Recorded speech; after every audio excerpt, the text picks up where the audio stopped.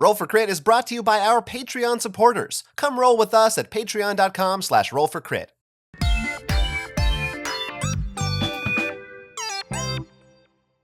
Today on Roll for Crit, we are returning to the world of Valeria as we give you our preview for Valeria Card Kingdom's Darksworn, a brand new expansion. This is a tableau-building, dice-rolling game in which players are competing traditionally to get the most points. In this version, however, with this new expansion, it will be a cooperative experience.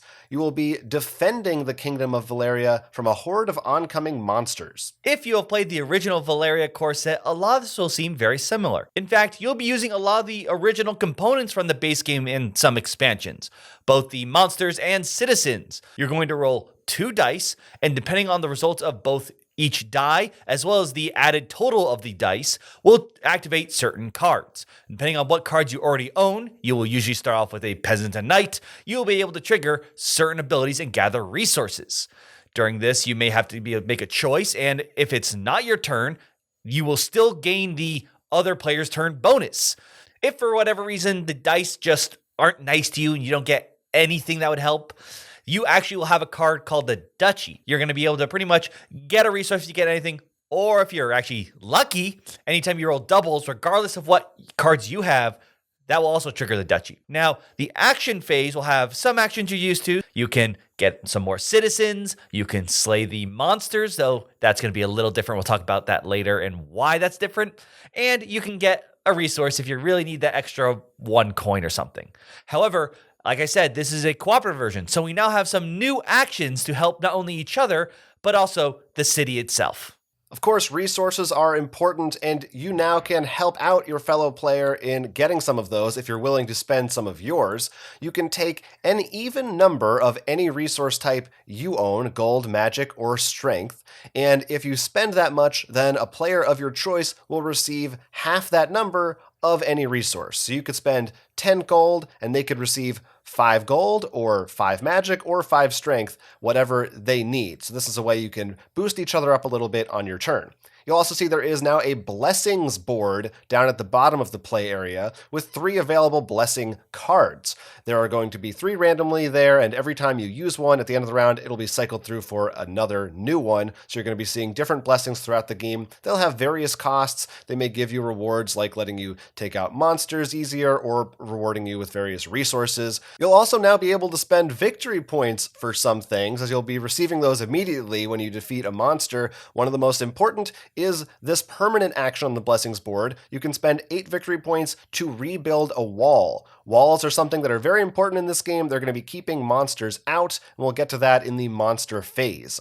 Finally, a big part of this new expansion is the book. The book will be giving you setup, flavor text, and various goals and special rules as you progress through the different chapters of this expansion. During your turn, you can take an action to engage the book, which means you'll be trying to help with the current available task that is face up. During each chapter of the current game session, they're going to have a different task with different thematic purposes that will require a player to contribute specific resources in order to complete it. You'll have to complete it a number of times equal to the number of players, but just one player could do all of those if they're the ones who are getting all those resources, or you could split it up amongst the players depending on how things are going for your group. Once you have completed a task enough times, you're going to move on to the next chapter, and you'll get a new task, possibly rewards, or some new penalties that you might have to look out for. After taking your 2 actions, you will go on to the monster phase. This is a brand new phase. The monsters will now look at the 2 dice, the same 2 dice you rolled during the roll phase at the start, and now those numbers are going to help the monsters, not you. Each column of monster is numbered, and depending on which numbers were rolled, those are going to activate. If a monster activates, it moves forward, and it will damage a wall. If that wall is already damaged, then it's removed completely. And if there is no wall at all, then it will go towards a stack of citizens placed underneath it and capture one of them. If the monster manages to get through when there are no citizens at all, those stacks are completely empty, then players lose the game. That's why walls are very important, as are defeating monsters, because of course you can attempt to slay those monsters before they get the chance to activate during this phase. The book will also have various effects if you roll a 6 that are going to be dangerous, and you'll have to look out for those, so you have to worry about some things even if there aren't as many monsters attacking that round. You continue taking turns until you have progressed far enough through the book to complete all of the tasks and chapters, or until a monster reaches the blessings board. In one case you'll win, in one case you'll lose, but you will attempt to do it cooperatively together as a team. I love Card Kings of Valeria. I think it is so much fun. I think it does the dice rolling right and not simply just the added result and triggering on your turn or others. Every card works both ways. There are so many different weird combinations. Like I got my 3 to trigger and my 4 and my 7. And now this cooperative mode is such a great idea. And it also isn't like you have to buy a whole separate one. It really uses all the pieces you already have, which to me is great because that doesn't mean I need to buy a whole new huge box set because they already did a collector's box. And odds are I could probably fit this in there, I think. Yeah, you definitely could have gone away to make this a new co-op version of Valeria Card Kingdoms, but this really integrates very well with the original game while giving it a totally different feel. I know that in general we are definitely big fans of co-op games. I don't know if I'd say we prefer them to competitive, but often that's where we have some of our best memories as a gaming group, I think. And this lends itself really well to that, where maybe you wouldn't have thought that from playing the original, but I do think it integrates seamlessly. And there are going to be 6 different books included in this expansion, and each one you will play through, and they kind of have a light legacy style element to them in that new rules will be introduced, new things are going to be coming up in addition to the new stuff we already talked about. For instance, in the first book, we didn't even mention it, players will have a Radiance Token, and you can flip that on your turn in order to take a third action, but they don't get flipped back over until you complete one of those tasks. So you have to decide when is the most important moment for me to get that extra action. It's a little thing that doesn't add too much complication, but can have big implications, big results if you use it the right way. And it definitely didn't feel either like, oh, this is just really simple since we're not attacking each other or something like that anymore.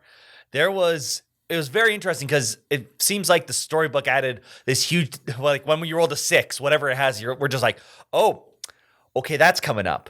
But because that and the monsters don't trigger right away, it becomes this really fun, like, all right, I got a 3, 4, and 7. So the 7's not active, but 3 and 4, and 3 has no wall because that's destroyed. What do you think I should do? Oh, well, if you do, like, you go back and forth, like, oh, I can kill the 3, and if I give you, that should give me enough victory points, and you're like, no, leave that for me. If I kill it, I can repair the wall. It just felt like because the randomness of the die didn't make it random, it made it so you had to discuss pretty much what was going to happen that turn. And relatively be able to plan for it. It didn't just happen. Yeah, no, I think it's a great way that it works with the monster phase because you see it in advance. So, the dice are random, but you will have the chance to react to them before they trigger, which is a really great spin on it. It makes it feel like you're more in control. And they do have different setups and recommendations in terms of which citizens they think are the most helpful and which monsters are the most dangerous. At least from what they sent us, we don't know exactly what kind of things are going to be in the final rule book. But depending on what you choose, I think it will be a relatively challenging game. We found that we won kind of just by the skin of our teeth.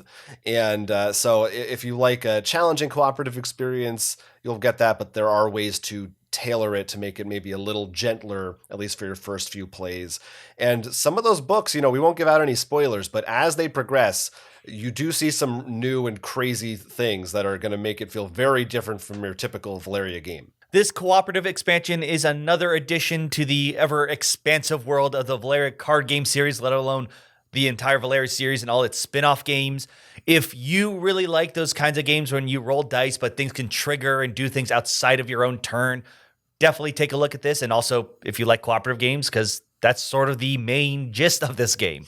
You can take a look at the Kickstarter in the link that we will have down below when it's live and let us know what your thoughts on this. Are you new to Card Kings, Valeria, and this is where you're going to start? Or are you a veteran and you're excited to actually work side by side with a friend instead of trying to stab them in the back? Let us know in those comments. Yeah, it will be intriguing to see how the game develops, what changes they continue to make when we get the final version in our hands, and if they go forward with this with maybe more editions and more books in the future, if this cooperative take is a success. Thanks for watching our preview. Again, the game is Valeria Card Kingdom's Darksworn on Kickstarter now. I'm Jonathan. I'm Will. And this was Roll for Crit. Catch the latest from Roll for Crit by liking and subscribing, and don't forget to support us on Patreon. Don't get analysis paralysis. Just click those buttons. Help us out.